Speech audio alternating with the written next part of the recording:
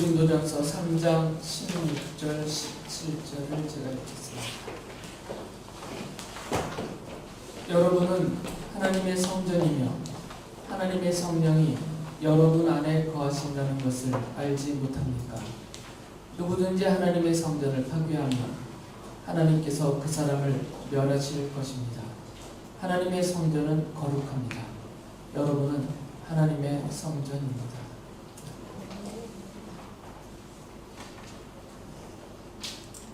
계속해서 교회 분열에 대해서 제가 말씀을 전하다 보니까 마치 우리 운동하는 교회가 엄청 치고받고 싸우고 크게 분열하고 있는 것 같이 오해가 될 수도 있는데요. 그런 상황에 맞춰서 좀 설교하고 있는 게 아니고 고린도서를 차례차례 주님께서 바울 사도를 통해서 고린도 교회뿐만 아니라 어떤 우리 교회를 포함해서 모든 교회와 성도들에게 알려주시고 싶어 하시는 그 뜻이 기록되어 있기 때문에 제가 차례대로 말씀을 드리고 있습니다. 행여나 누가 싸우고 있나 무슨 분열이 있나 이렇게 걱정하시지 말고요. 예방도 되니까, 그리고 우리 자신에 대한 우리 다시 올바르게 세우는 데 도움이 되니까 이 말씀을 잘 받아들이시기 바랍니다. 그래서 오늘도 이 교회 분열에 대한 말씀을 계속 드릴 수밖에 없습니다. 왜 그러냐면 바울 사도가 그렇게 기록을 해 놓았기 때문이에요. 오늘 읽은 말씀을 보면 교회와 성도가 서로 다투고 싸우고 분열하고 그로 인해서 교회가 크게 흔들리고 무너지는 그 원인, 그 이유를 분명하게 말씀해 줍니다. 바로 교회와 성도가 하나님의 성전이라는 사실을 알지 못하기 때문에 성도들끼리 다투고 또 교회 안에서 무리를 지어서 싸우고 서로 이권과 권력을 얻기 위해서 상대방에 대해서 여러 가지 나쁜 짓을 하면서 그 결과로 교회가 흔들리고 무너지고 분열된다는 말씀을 하고 계세요. 성도는 예수 그리스도의 십자가 복음을 믿고 그 믿음으로 인하여서 하나님께로부터 죄를 용서받아서 하나님 앞에서 의롭다고 여김을 받은 바로 거룩한 하나님의 백성입니다. 하나님은 성도들을 하나님의 자녀로 삼아주시고 또 거룩한 하나님의 백성이라고 부르십니다.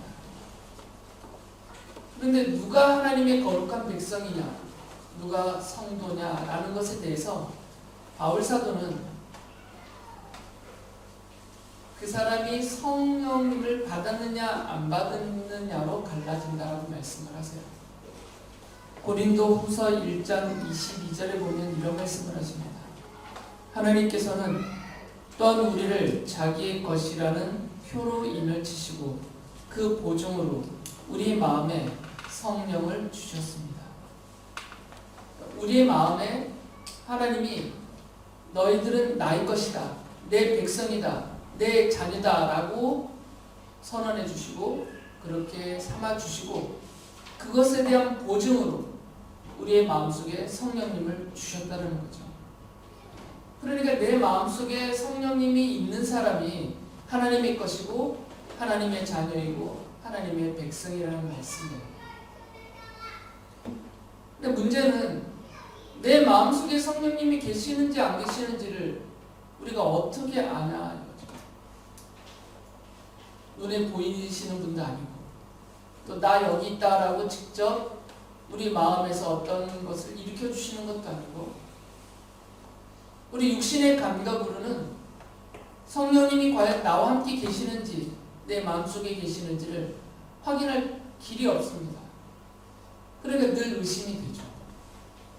내가 정말 성령님을 받았나? 성령님이 정말 내 마음속에 계시는가? 이게 늘 의심이 돼요. 이게 의심이 되니까 내가 하나님의 자녀인 게 맞나? 이것도 의심이 되는 거죠.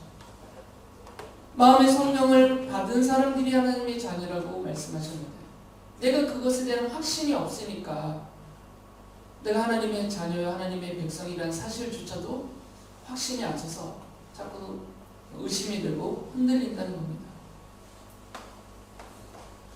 그래서 성경에서는 성령님이 내 안에 계시다라는 그것에 대해서, 그 사실에 대해서 두 가지 증거를 제시해 줍니다. 성령의 실체를 들여다볼 수는 없으니까, 우리가 우리 감각기관으로는 확인되는 분이 아니니까 성령이라는 분의 그 실체가 여기 있는지 저기 있는지 어떤 방식으로 있는지 이걸 우리가 확인할 방법은 없지만, 성령님이 계신 그 마음 안에 성령님을 모신 그 사람들에게서 나타나는 증거가 두 가지가 있다라고 말씀해 주세요. 그러니까 이 증거를 보면 성령님이 그 사람과 함께 있는 것이고, 그 사람, 이 말씀대로 그 사람 마음 안에 계시다라는 것을 알 수 있다라고 말씀해 주세요. 그러니까 성령님이 어디 계시냐를 찾으면 죽을 때까지 힘들 수밖에 없습니다. 증거를 찾으면 돼요. 나에게서 나타나는 성령님이 나와 함께 계시다라는 증거를 스스로 확인하시면 됩니다. 두 가지를 말씀해 주셨는데, 고린도전서 12장 3절에 보면 이렇게 말씀을 하세요. 그러므로 나는 여러분에게 알려드립니다. 하나님의 영으로 말하는 사람은 아무도 예수는 저주를 받아라 하고 말할 수 없고, 또 성령을 힘입지 않고서는 아무도 예수는 주님이시다 하고 말할 수 없습니다. 신앙 고백이 증거랍니다. 성령님이 계시지 않으면 신앙 고백이 안 돼요. 그건 다 거짓말이죠. 그리고 그 거짓말은 곧 드러나게 됩니다. 남녀가 서로 만나서 사랑한다라고 고백을 해요. 그러나 마음속에 그 진정한 사랑이 없으면 그 고백은 나중에 금방 칼로 나죠. 다른 사람을 만나겠거나 다른 모습으로 그것이 거짓말이라는 것이 명백하게 드러납니다. 하나님에 대한 이런 참된 신앙 고백은, 예수 그리스도에 대한 신앙 고백은 오직 성령님이 계시는 그 속에 그와 함께 계시는 하나님의 자녀들만 할 수 있는 고백이에요.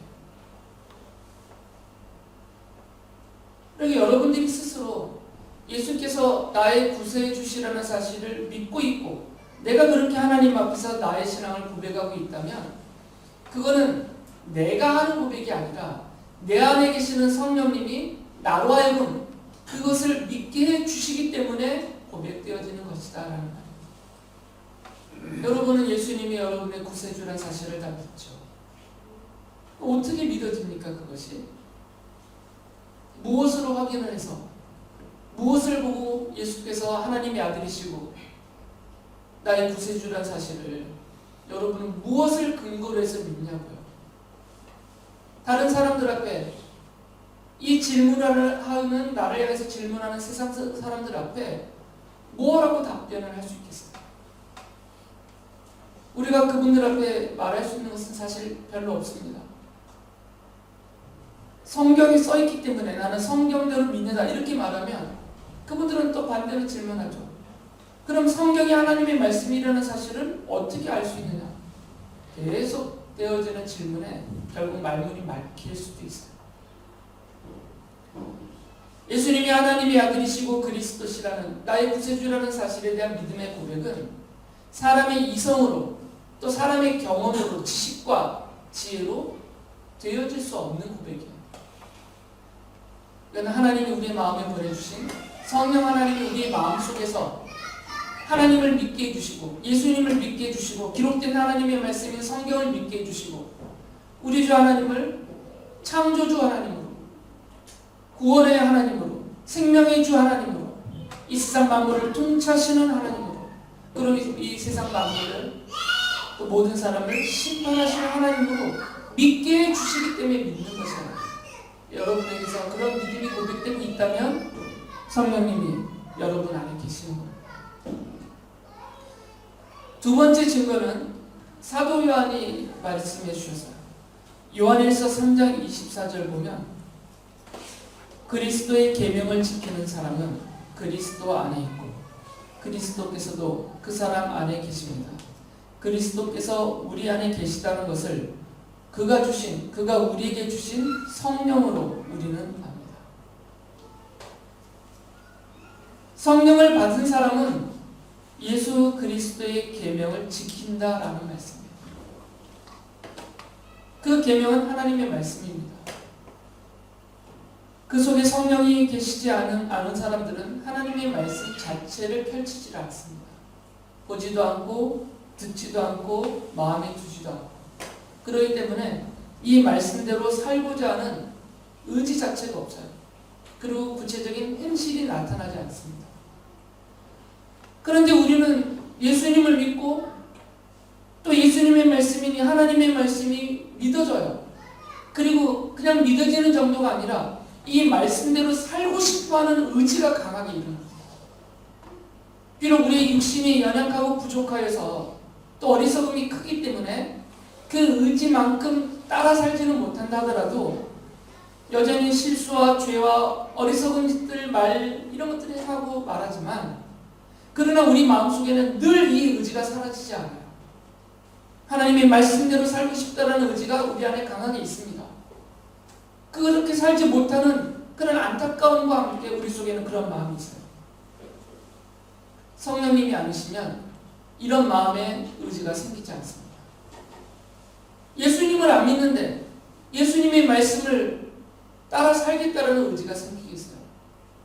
그런데 여러분들이 성경대로 살고 싶어하고 그리스도의 계명대로 살고 싶어하고 또 어느 정도 온전치 못하더라도 그것을 실천하고 있다는 것은 성령님이 우리 안에서 그렇게 해주고 계시기 때문이라는 거죠. 그러니까 이 두 가지 사실 최소한 이것이 성령님이 내 안에 계시다는 외적인 증거입니다. 여러분이 참된 신앙 고백을 하고 있고 또 하나님의 말씀대로 살려고 애를 쓰고 있다면 그 자체가 성령님이 계시다는 증거이고, 성령님이 여러분 안에 계시다는 그 증거가 점점 뚜렷해지면서 우리는 확신을 갖게 될 거죠. 그러나 그것이 좀 미약하더라도 그 미약함조차도 성령님이 계시지 않으면 나타날 수 없는 미약함이에요. 이 미약함조차도. 인간으로 태어나서 아주 미약한 존재예요. 아무것도 할 수 없어요. 어머니의 돌봄이 아니면 하루도 견뎌낼 수 없는 그런 미약한 존재이지만, 그러나 인간의 그 미약함이 요만큼이라도 드러나는 순간 그 존재는 인간이라는 거죠. 마찬가지입니다.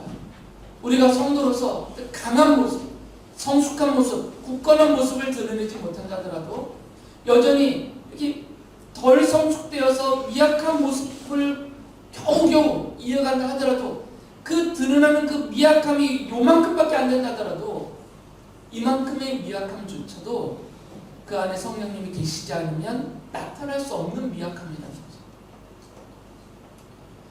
그러므로 우리가 하나님의 자녀됨에 대해서는 의심의 여지가 없습니다. 의심할 필요도 없습니다. 이 자리에 앉아있을 수도 없어요. 무슨 좋은 것이 이곳에 있다고, 이곳에서 무슨 이익을 얻을 수 있다고, 여러분이 이 귀한 시간에 이곳에 와서 이러고 계십니까?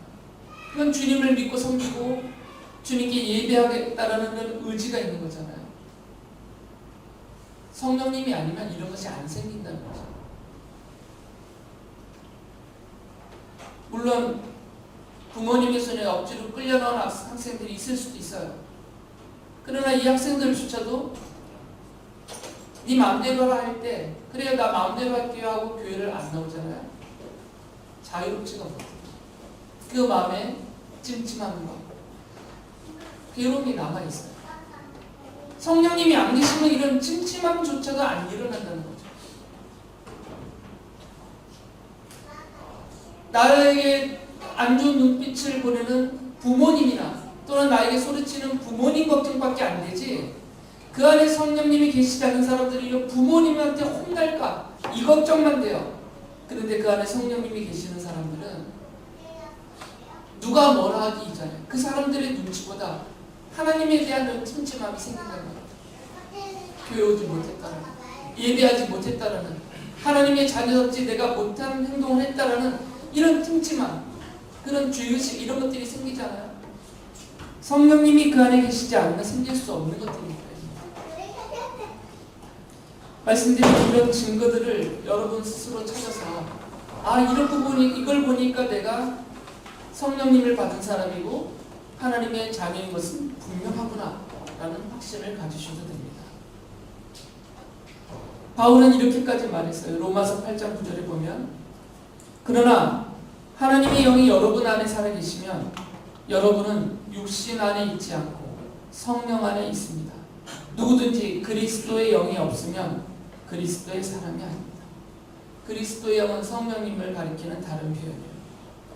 어느 누구든지 성령님이 없으면, 그에게 성령님이 없으면 그 사람은 그리스도의 사람, 곧 하나님의 사람, 하나님의 백성, 자녀가 아니다라는 거죠. 어떤 신분을 또는 어떤 직분을, 어떤 위치를 차지하고 있다더라도 그 사람에게서 성령님이 계시다는 이런 명백한 증거들이 나타나지 않고 있다면 그 사람은 하나님의 백성이 아닌 것은 분명합니다. 그래서 바울이 성도들을 가리켜서 하나님의 성전이라고 부릅니다. 고린도전서 3장 16절에 이렇게 말씀하셨어요. 여러분은 하나님의 성전이며 하나님의 성령이 여러분 안에 거하신다는 것을 알지 못합니까? 왜 모르는 사람처럼 행동하냐 그 말이에요. 구약 성경에 세워졌던 하나님의 성전의 그 참 모습은 하나님이 거기 계시다예요. 솔로몬이 지은 의리하고 금으로 도배를 해놓은 그런 멋들어진 건물이 하나님의 성전이 아니고, 비록 광야에서 모세를 통해서 천막을 지어 놓으셨지만 하나님이 거기에 계셨기 때문에 거룩한 천막이라 해서 성막이라고 부르면서 그곳을 하나님의 성전이라고 불렀습니다. 그러나 하나님의 영광이 거기서 떠나버리시면, 하나님이 그곳에 계시지 않으면 그것은 아주 단순한 천막 아니면 그냥 사람의 손으로 지어놓은 보기 좋은 건물에 불과합니다.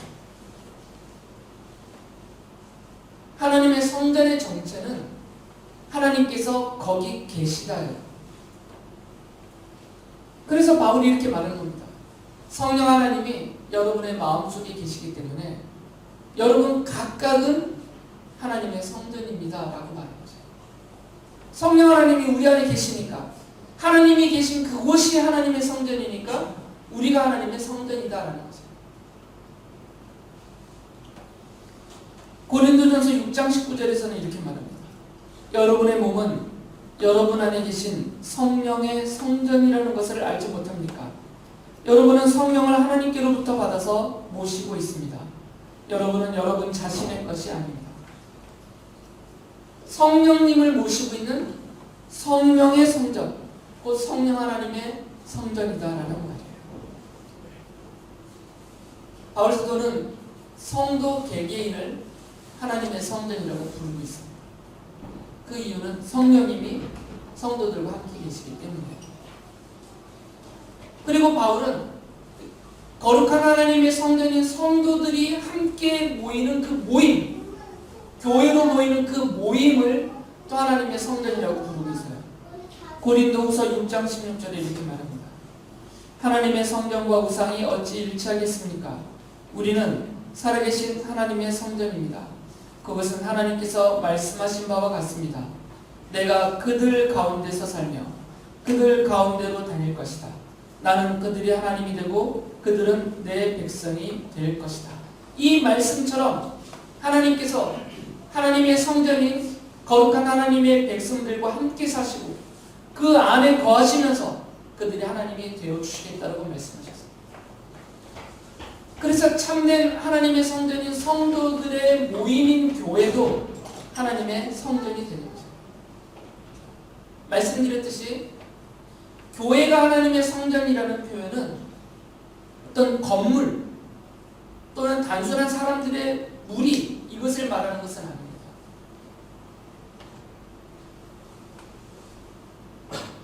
아무리 웅장하고 또 종교적으로 멋진 건물을 지어놨다 하더라도 그 건물을 성전이라고 부르지 않아요. 사람들이 많이 모여서 조직을 하고 함께 무리지어서 활동을 하고 있다 하더라도 그 교회를, 그 모임을 성전이라고 부르지 않습니다. 바울이 말하고 또 성경이 말하고 있는 성도를 가리켜서 하나님의 성전, 또 교회를 가리켜서 하나님의 성전이라고 부르는 것은 한 가지밖에 없어요. 하나님이 거기 계시나요? 하나님이 그 안에 계시나요? 하나님이 성도들이라고 불려지는 그 사람 안에 계시느냐? 또 그 성도들의 모임은 그 모임 가운데 하나님이 계시느냐? 모임 가운데. 바울이 에베소서 2장 21절 22절에서 이렇게 말을 해요. 그리스도 안에서 건물 전체가 서로 연결되어서 주님 안에서 자라서 성전이 됩니다. 그리스도 안에서 여러분도 함께 세워져서 하나님이 성령으로 거하실 처소가 됩니다.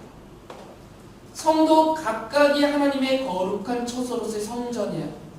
그리고 성도들이 함께 교회로 모여서 서로 연결되어지고 그리스도의 한 몸으로서 교회를 이루어갈 때 이 그리스도의 한 몸으로서의 그 교회도 하나님의 성전이다라고 말씀하고 있습니다.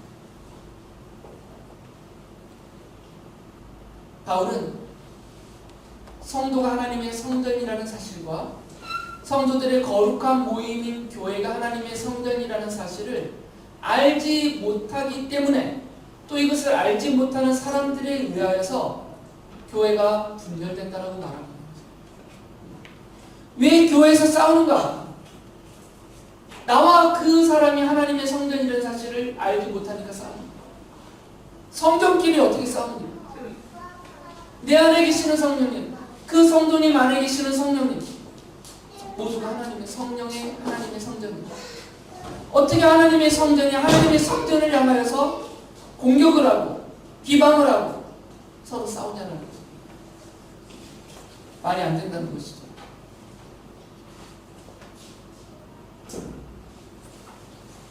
바울의 말은 두 가지 말을 하는 겁니다. 성도들끼리 싸우고 있어요. 그렇다고 해서 싸우는 두 사람은 그 안에 성령님이 없는 하나님의 백성이 아니다. 이 말을 한 게 아니고 알지 못해서 싸운다는 거예요. 내가 하나님의 성전이라는 사실을 알지 못해서 내가 지금 싸움의 대상으로 싸우고 있는 그 성도가 하나님의 성전이라는 사실을 알지 못해서 서로 알지 못해서 싸운다는 것이에요. 그러나 알면 안 싸운다는 거예요. 싸울 수가 없기 때문에 하나님의 성전이 하나님의 성전과 싸운다. 그건 말이 안 되는 거죠. 그 사실을 알지 못하기 때문에 서로 싸우고 다투고 분열한다는 거죠. 또 다른 한편에서는 아예 성령님을 받지 않은 사람들이 아예 성령님을 받지 않은 사람들이 어떤 세상적인 이익과 목적을 가지고 교회 안에 들어와서 교회가 하나님의 성전인 것을 모르니까 성도들이 하나님의 성전인 것을 모르니까 그 안에서 분열을 일으킨다라고 말하고 있습니다. 고린도전서 12장 3절 아까 읽어드렸던 말씀을 다시 한번 읽겠습니다. 그러므로 나는 여러분에게 알려드립니다. 하나님의 영으로 말하는 사람은 아무도 예수는 저주를 받아라 하고 말할 수 없고 또 성령을 힘입지 않고서는 아무도 예수는 주님이시다 하고 말할 수 없습니다. 그러니까 성령님이 없어서 이렇게 고백을 못하고 이렇게 계명 따라 살지 않는 그런 사람들이 세상적인 이익과 목적을 가지고 교회에 들어왔을 때에는 이 사람들 때문에 분열이 일어난다고 해요. 유다 장로님도 유다서 1장 19절에서 이 사실을 분명히 말씀하셨어요. 이 사람들은 분열을 일으키는 자들이며 성령을 받지 않고 본능대로 사는 자들입니다. 그 마음 안에 성령님이 없으니까 그러면 어떻게 살겠어요? 인간의 본능대로 사는 거죠. 그래서 이분들은 교회 안에서도 인간의 본능대로 말하고 본능대로 행동하고 본능대로 일을 해요. 회사에서 했던 일처럼 교회에서 일을 하는 거예요. 세상에서 했던 관계들처럼 교회에서도 관계를 하려고 합니다. 전혀 다른 것입니다. 하나님의 성전인 교회와 세상은 다른 것이에요. 성질 자체가 다른 것입니다. 그러니까 태도나 방법이나 생각도 달라야 돼요. 그런데 그 속에 하나님의 성령이 없으니까, 성령님이 그 안에 없으니까 인간의 본능대로 회사에서 했던 그대로 교회 살려고, 회사에서 사장님이었던 사람은 교회 와서도 사장님 행세를 하려고, 본능이니까 그렇지. 세상에서 권력을 쥐고 있는 권력자가 교회 안에서도 권력을 행사하려고 해요. 세상에서 큰 무리를 이끄는 리더니까 교회에서도 그렇게 무리지어서 자기가 주장하려고 해요. 성령님이 없어서 그래요. 그 안에 성령님이 없으니까 깨닫지를 못하는 겁니다. 교회가 하나님의 성전이라는 것과 내가 대하고 있는 교회 안에 모여있는 성도들이 하나님의 성전이라는 사실을 모르기 때문에 회사에서 자기 밑에 있는 직장인 생활하는 직원들한테 똑같이 대하려고 그래요. 세상에서 자기가 부리는 부하들 대하도 그렇게 대하려고 하는 것이죠. 세상에서 서로 경쟁하면서 서로를 끌어내리면서 올라가려고 다투는 그 대상처럼 교회 안에서 성도들을 이렇게 대하니까 교회 안에서도 다툼의 대상으로만 본다는 것이죠. 그래서 바울이 경고를 합니다. 고린도전서 3장 17절에 보면 누구든지 하나님의 성전을 파괴하면 하나님께서도 그 사람을 멸하실 것입니다. 하나님의 성전은 거룩합니다. 여러분은 하나님의 성전입니다. 하나님의 성전을 파괴하면 하나님이 내버려 두시지 않는다 그 말이에요. 하나님의 성전인 성도를 파괴하면 그 성도를 파괴하는 그 사람을 내버려 두지 않는다는 얘기죠. 하나님의 성전인 교회를 분열을 시키고 흔들고 파괴를 시키면 그 사람을 내버려 두시지 않는다는 말씀.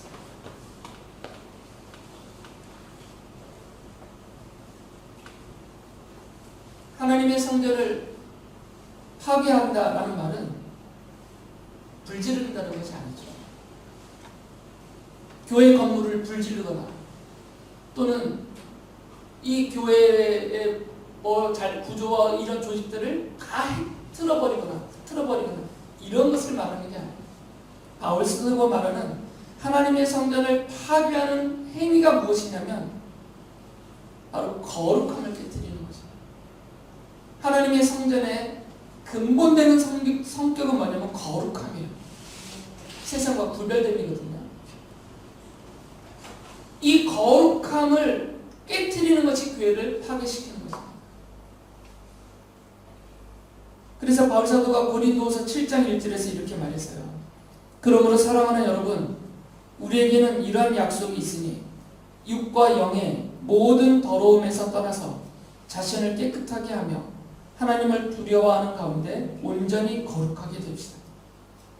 더럽혀지면 파괴되는 것입니다. 하나님의 성전은 더럽혀지면 파괴돼요.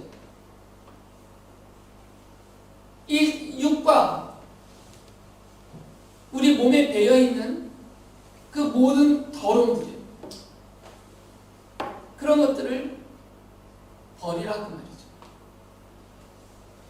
그리고 교회를 분열시키고 파괴시키는 사람들의 행동이 뭐냐면 교회 안에서 더러운 말을 하고 더러운 일을 꾸미고 더러운 짓을 해요. 여기서 말하는 더러움은 단순한 도덕적인 부도덕한 말을 말하지 않습니다. 성도에게 맞지 않은 것이 더러움이에요. 하나님의 성전에 둘 수 없는 것이 더러움이에요.